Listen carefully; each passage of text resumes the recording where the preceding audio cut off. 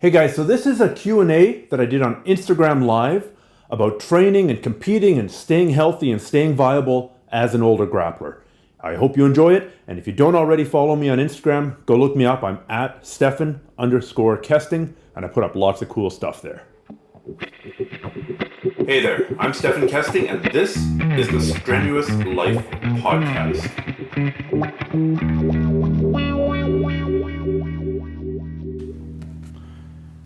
Good evening, everyone. I'm here on this live broadcast, and what I said I was going to talk about is the topic of grappling when you're older. How do you be an effective grappler when you're over the age of 30, when you're no longer a young punk, because you're getting towards 40 and you're getting towards 50 and even over 50. So, hello to everyone who's saying hi.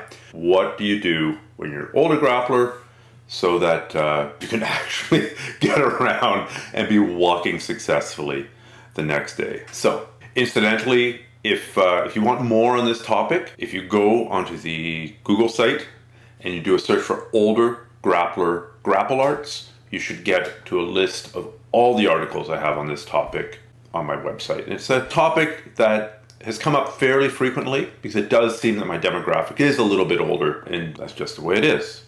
So, and for full disclosure, I'm 48 years old.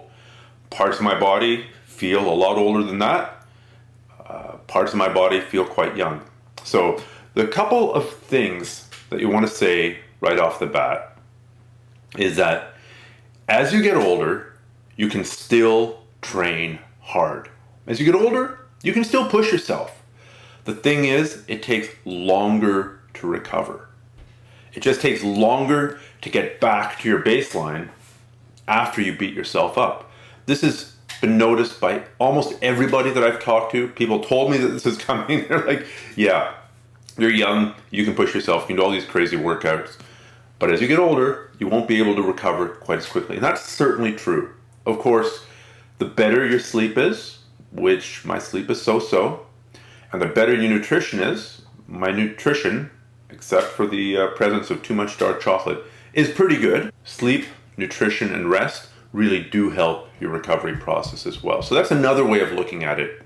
Although you recover less fast, although the lower levels of testosterone as you get older affect your ability to recover, unless of course you're doing that whole TRT thing, the testosterone replacement therapy, and the human growth hormone therapy, which I don't really know anything about. Who knows? Maybe one day I'll try it. I have not tried it. I don't know anything about it. And I know that a lot of the athletes and a lot of the MMA competitors especially, I mean, they did crack down on it since. But to talk about this topic without acknowledging that a lot of the experts, a lot of the active older guys that we see are actually supplementing their testosterone, their growth hormone, exogenously, meaning from outside the body. Their exogenous testosterone, their exogenous growth hormone. Now, that stuff definitely does help. Like I said, I have not tried it, so I can't speak to it. All right, the rest and recovery aspect of training when you're older. So like I said, you can push yourself, but at the same time as you get older, you really have to make sure that your recovery is spot on. If you've trained really hard on a day, you got to make sure that you hydrate. You got to make sure that you're eating half decent food. You got to make sure that you eat something fairly soon after you stop training, because it allows the body to start recovering. It allows the body to start repairing itself. You got to make sure that you're hydrated, right? If you're doing all this stuff and you're older and you're beating your crap out of your body, but then you're not also staying well hydrated, you're also not being well nourished, these things are going to compound upon themselves. There are lots of athletes who are younger who literally subsist on a diet of chips, McDonald's, Twizzlers, and gummy bears. This becomes pretty much impossible as you get older. This is, borrowing. They're living on a credit card. You can live on a credit card for a long time, but eventually it comes due. Eventually you got to pay it back. And when you got to pay it back, well, that's your 30s, your 40s, your 50s. So, somebody asked a really good question, and that was, how much weight training and cardio should you do in a week? And I'm assuming that's in the context of the older grappler. I'm a huge advocate of cardio, but actually, if you could only do one as an older guy, I would actually suggest weight training. If you could only do one session a week, I would suggest a warm-up and then weight training. And the reason for that is the weight training, as you get older, kind of holds your body together. All the joints stay tight, all the ligaments stay tight, and it minimizes the chances of injury.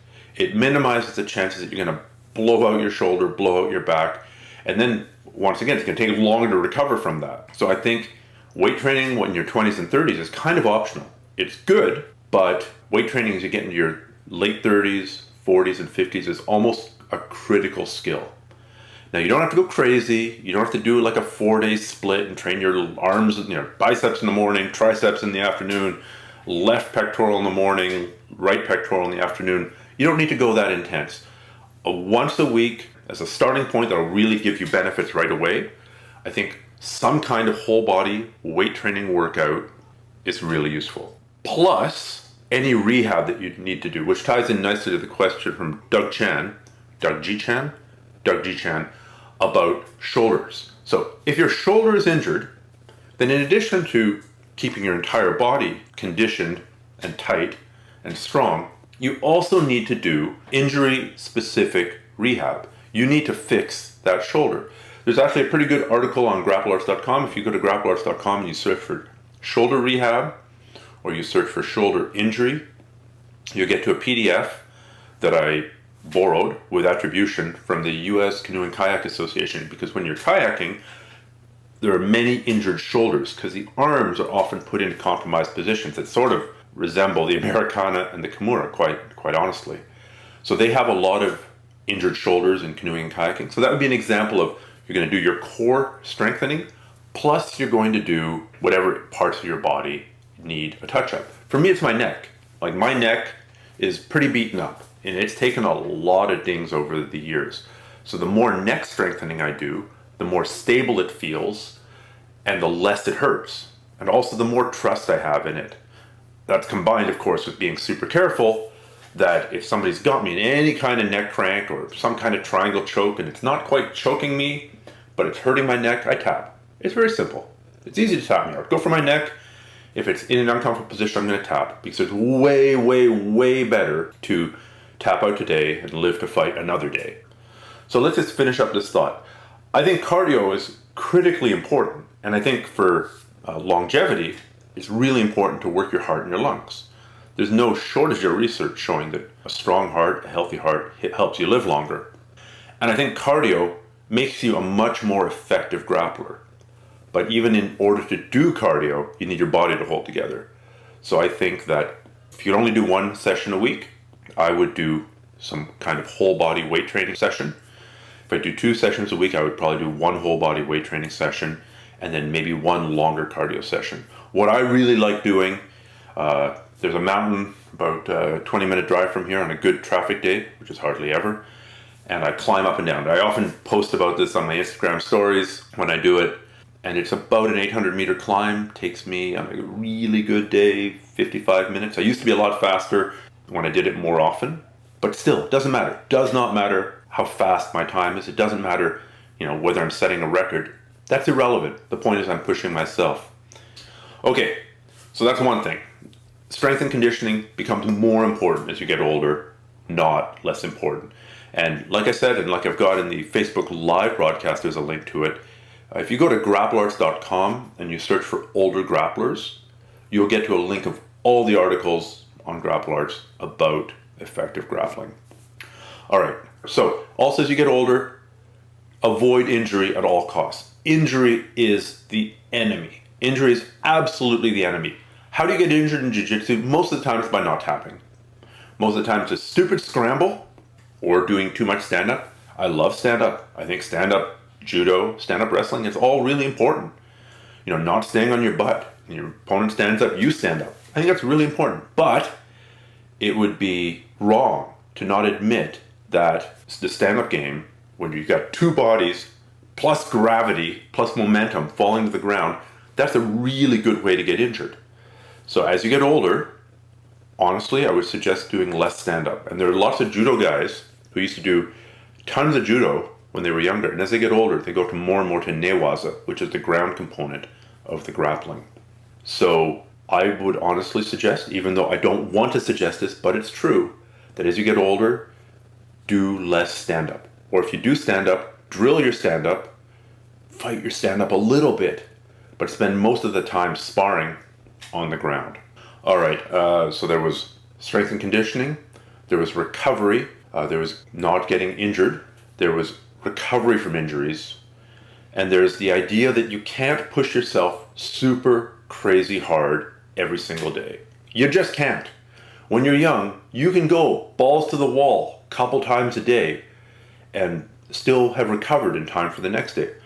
Before I was 18, I never felt sore the next day after a workout. I could push myself like crazy. Unless I got injured, injury is different from being sore. Unless I got injured, I never felt the strain of the workout the next day. Then 18, something clicked. Finally, I pushed myself and I could feel my muscles.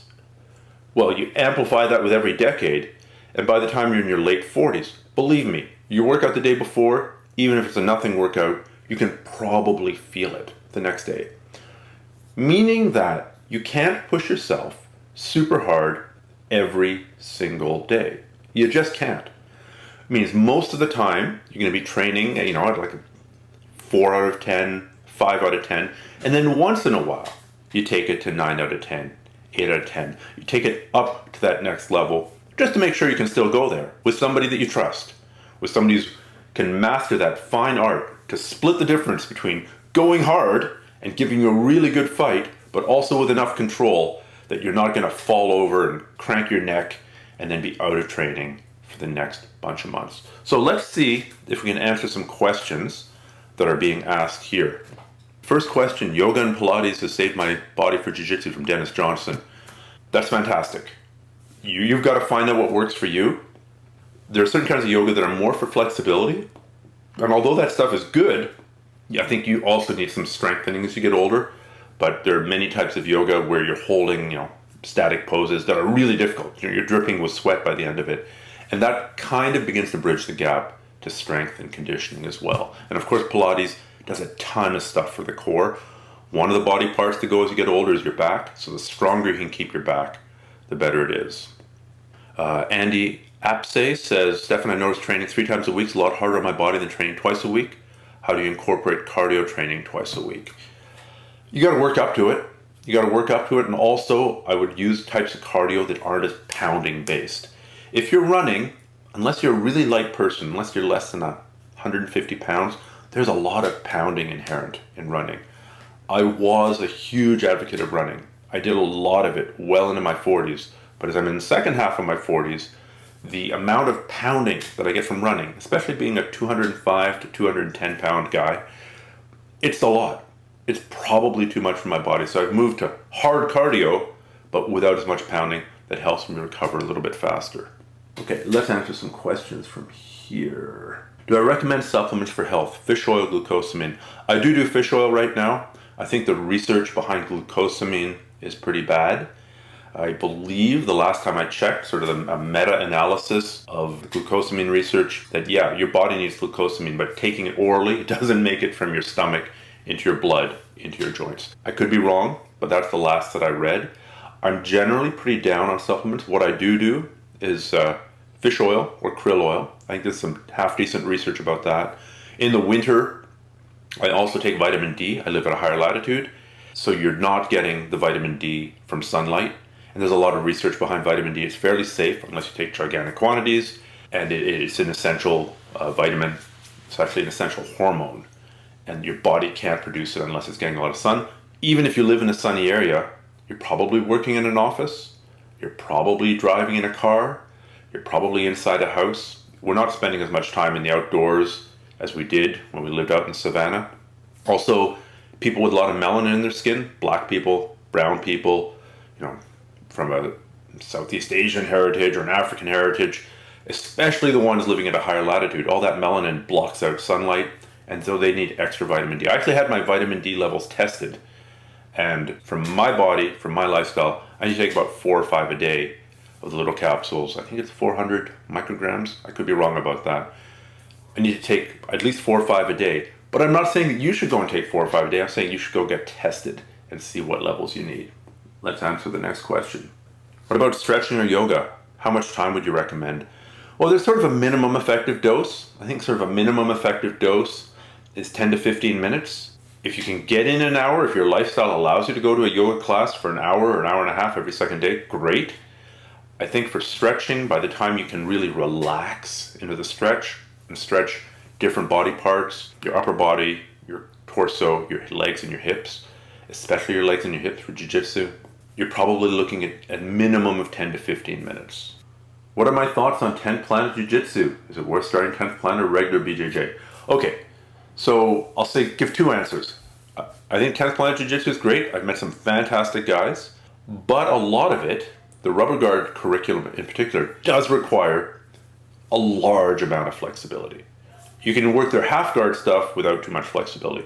If you're doing their full rubber guard program, you probably need to be able to put at least one, if not both legs, behind your own head. Now, I know there are adjustments that you can make with hip angles and stuff that means you require less flexibility, but really, I think to have that game be as effective as you can for you, you need to be pretty damn flexible. So since the topic for today is older grapplers, if you have the flexibility, it's great.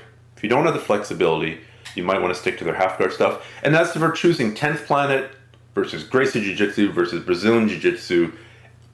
Ultimately, it all comes down to the teacher, the training environment, and how close the damn place is to your house.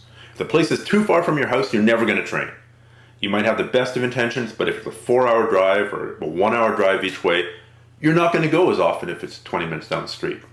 Your training partners are probably the most important thing if you like the people there. If they have congruent goals with you. If they're all 20-year-old steroided MMA studs who want to fight and train UFC and spend the whole time running around in board shorts and no shirts, and you're 50 years old, you're going to get hurt. If, on the other hand, it's a more sane clientele that meshes well with your goals, then that can work really well. So I think the demographics, the people there, is much more important than the style. And then, of course, the teacher. If the teacher is a manipulative, lying person who doesn't care about his students, that's going to trickle down. You're not going to have a good bunch of training partners if the teacher is rotten. Similarly, if the teacher is a great person, more or less, most of the time, he'll keep his other students in line. So taking a look at who the head instructor is, who the other training partners are, and how far it is from your house is way more important than 10th Planet versus any other kind of jiu-jitsu. Let's see some questions here. How do you set out a game plan? A game plan at its core is a set of techniques that link together well. The example I always come back to, because it's so good, is Bernardo Fario's deep half guard. Most of his deep half guard sweeps land him right in the position for his favorite guard pass, which is the over-under, and then he progresses to side mount or the back. Brandon Mullins and I did a couple of instructionals back in the day in the How to Defeat the Bigger, Stronger Opponent Series 2. And that was a top game plan, and a bottom game plan, and an escape and defense game plan. And that's again showing the grips he likes to get. So if your favorite throw is a rolling sacrifice throw, then you got to get the grips for that. So now you need a couple of strategies to get the grips that you need to do the throw. Then you need to learn the throw. So you need to know how to do the throw and a couple reactions to their most common reactions. What to do if they do this, what to do if they do that. Then you go to the ground. Most of the time with that throw, you're going to end up in one of these two positions, so you need a way to pass the guard from those two positions. Most of the time, when you pass the guard using those specific guard passes, you're going to end up in this kind of side mount. What attacks and progressions present themselves from there? Now, there are different kinds of game plans. Some are extremely athletic, and some are kind of slower and maybe more pressure-based.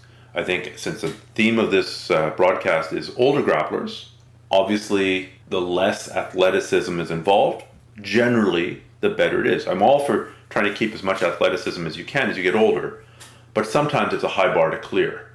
So you're going to progress more towards the lower and slower game plans, the ones that involve less acrobatics. That being said, most people worry about game plans far too early. It's nothing to start worrying about until you're close to the end of your blue belt, so you're starting to get into your purple belt.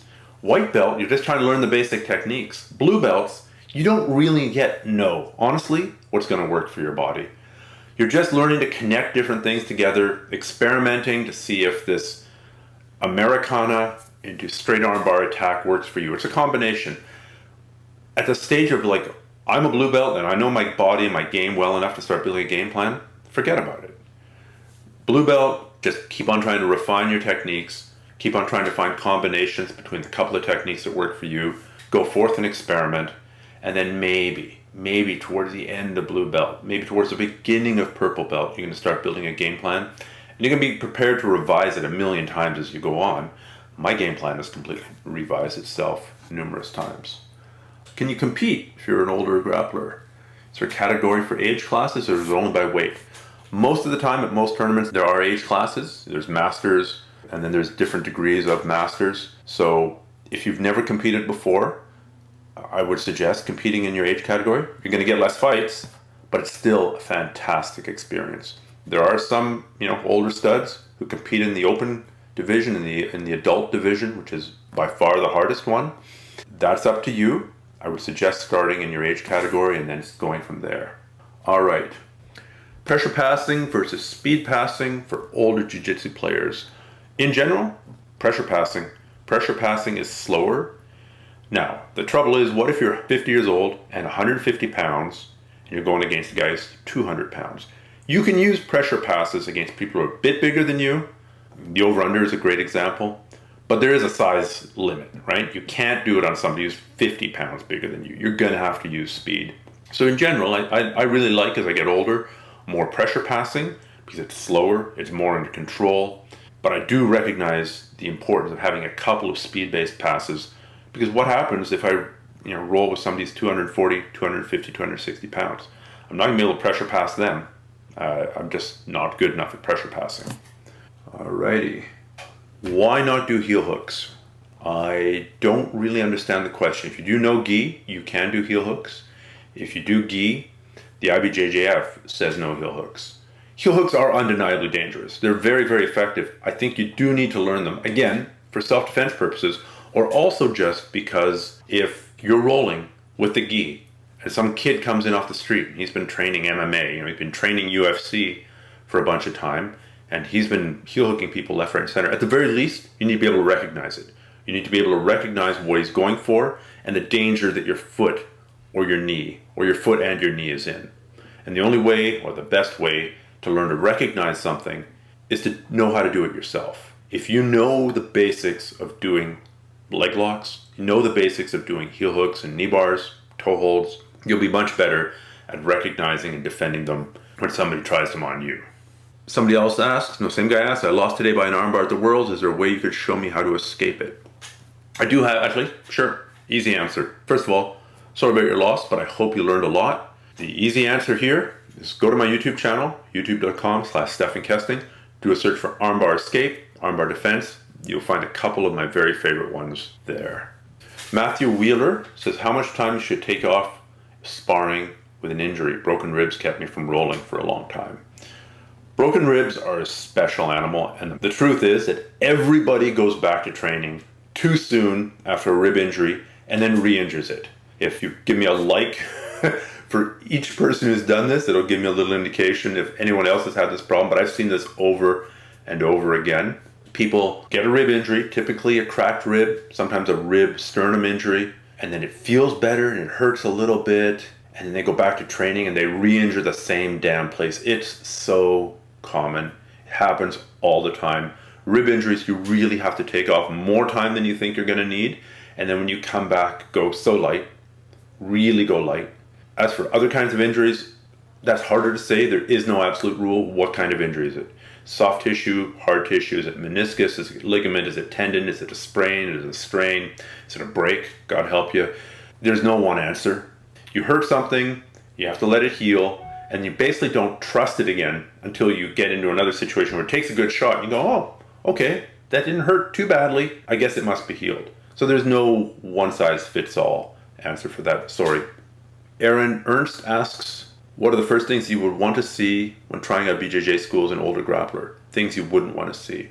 I'm going to say, as an older grappler, start with a gi. People are not going to like that.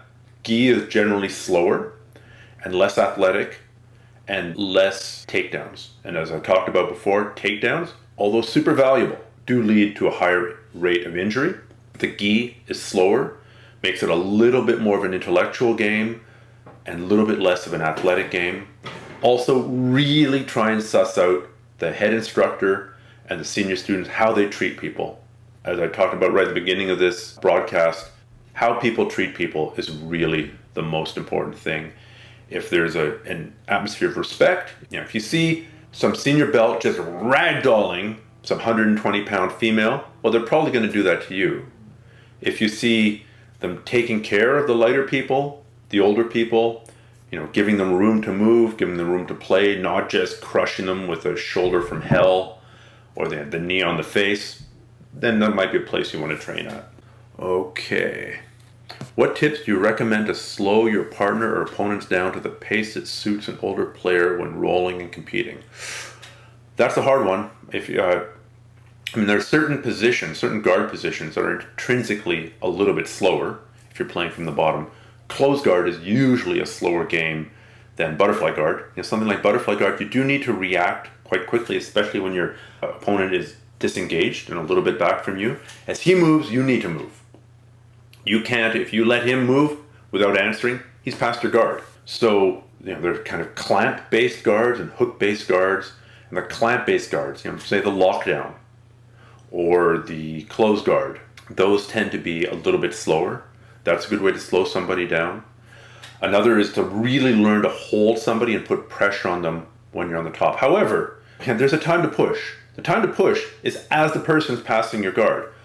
It's as he's beginning to solidify his pin. Right? If you're passing my guard and I don't fight you then, I'm going to burn infinitely more energy when I'm on the bottom trying to get out of your fully locked in side mount. So there is a time to push it. And that's as you're about to pass my guard, as you're just in the early stages of solidifying the pin. After that, you don't get, so fight like crazy. This also sort of corresponds to the rule about you don't get points until you've stabilized a position for 3 seconds. Those 3 seconds kind of corresponds to this. Don't go easy into that good night. Fight and fight and fight for 3 seconds. If you can't get out, then you take your little break. Don't take the break in the middle of that transition. Does being overweight and older help you in BJJ? I've seen quite a few purple belts with a belly that kick my ass. I'm going to say no. I'm going to say, obviously, if you're heavy and have got a belly, you can lie on somebody a little bit more effectively. But I think cardio is way more important, and the ability to keep going and push and push and push is way more important than an extra 20, 30 pounds to crush somebody. There are people who are overweight who make jiu-jitsu work. That's undeniable. But in general, the fit jiu-jitsu player who's 20 pounds lighter for equal skill levels will defeat the overweight jiu-jitsu player who's 20 pounds heavier, if they're the same skill level. Do I think that clubs that focus highly on tournaments tend to experience more injuries due to increased intensity? If so, any thoughts on how to balance competitive training with longevity in the sport? Absolutely. I think this is undeniable. And I think it's inevitable, and I think there's no way around it. If you're competing a lot, if that's your focus, you're going to spar harder. You need to have that intensity in your training to simulate the intensity that you encounter in competition. It's actually quite a big eye-opener for some people when they go from training at a recreational club and they go into a tournament, and all of a sudden, not only do they have to deal with somebody or technique that they've never seen before, they have to deal with a whole new level of intensity. All of a sudden, the person is there and they're fighting as if their life is on the line, and that can be overwhelming if you're not used to it. So you want to actually, you need to have more of your training be at a higher intensity if you're competing. What's the downside there? Increased injuries. So I think to find that balance really depends. Do you have aspirations to compete? Then you need to bump it up to that higher level once in a while. If you're older and your goal is longevity in the sport, then try to stick with the people who have similar goals. Or try to stick with those rare competitors who actually have a half-speed switch. And they exist for sure. But a lot of competitors just have one speed, and that's 11 out of 10. So try to avoid those guys as much as you can. And, and be careful, because It's just no way around it. The people who are competing do go harder. Michelle Dungier, speaking of intensity, are you aware of trauma-informed jiu-jitsu resources? I'm not sure what you mean by trauma-informed jiu-jitsu resources. Do you mean like sort of medical resources for people who've gotten injured? If so, it's not really that different from medical resources for other athletic things. I mean, sports, I always think that you get injured, you go to your GP. Your GP really is just a gateway to get to the specialist. If you can go to a sports clinic or a sports medicine doctor or a sports physiotherapist who actually works with athletes, they'll figure it out. It doesn't really matter if you're a rugby player and your knee got injured, you need to heal your knee to get better for rugby, or you need to heal your knee to get better for jiu-jitsu. The injury is more or less the same. When I go and to see a doctor about these things, they usually don't know what I mean when I say jiu-jitsu, so I try to say judo, I try to say wrestling, and I try to say weight training. The weight training is just a way to say, like, there's going to be heavy loads on my legs. There's going to be heavy loads on my shoulders. You know, I need to be able to be strong to do this.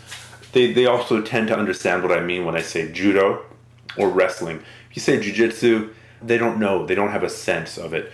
But you know what? Like I said, your first step is usually going to be your GP, and your GP is mostly concerned with, do you have an infectious disease and how's your heart? And they're just a gatekeeper to get to the specialist. Really try and get to see a specialist as soon as you can. I once injured my knee. My GP, I guess he'd taken some like knee stability module and diagnosed a torn meniscus. And then he said, go to physio. And the physio, instead of a torn meniscus, thought that it was a strained LCL. And then I went to somebody else and they gave me some other diagnosis. And then finally I went to a sports medicine guy and took one look at me and said, IT band inflammation, do these orthotics, and the problem went away essentially overnight. So as you move your way up the knowledge chain, and most sports medicine guys are pretty knowledgeable, they're the guys to go talk to.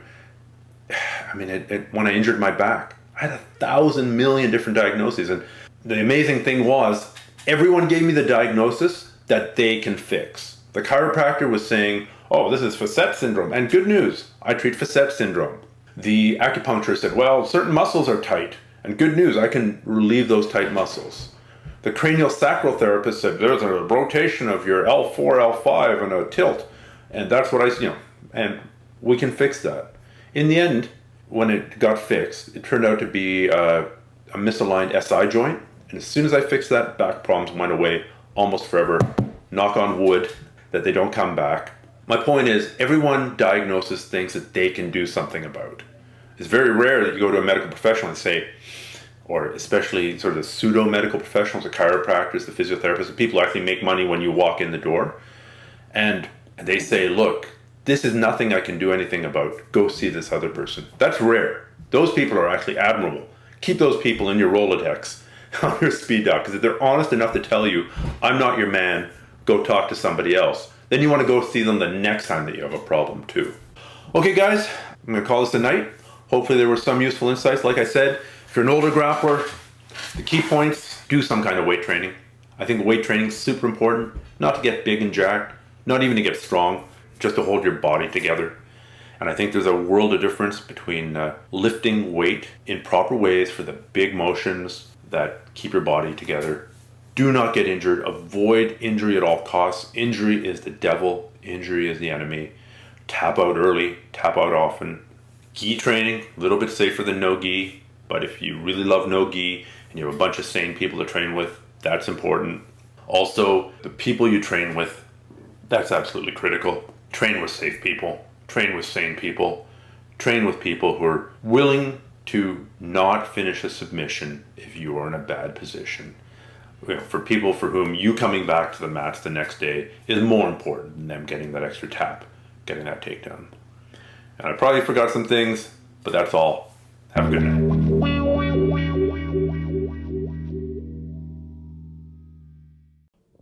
Podcast listeners, if you're listening, there's a good chance that you're into Brazilian Jiu-Jitsu. I hope that you are. It's the best martial art out there.